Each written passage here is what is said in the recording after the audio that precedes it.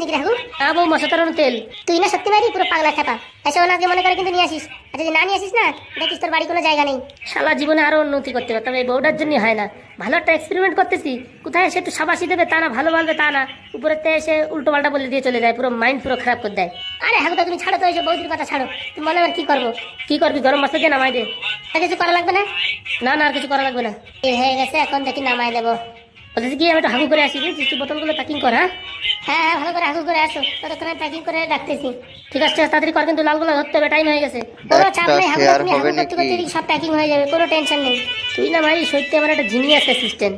তুমি যা বলো হাগুদা, এসব জিনিস ফিনিস না, সব বাংলা মালের কামাল। রোজ বিকেলে একটা করে বাংলা খাও, তার হচ্ছে এইসব হচ্ছে রেজাল্ট, বুঝতে পারিস?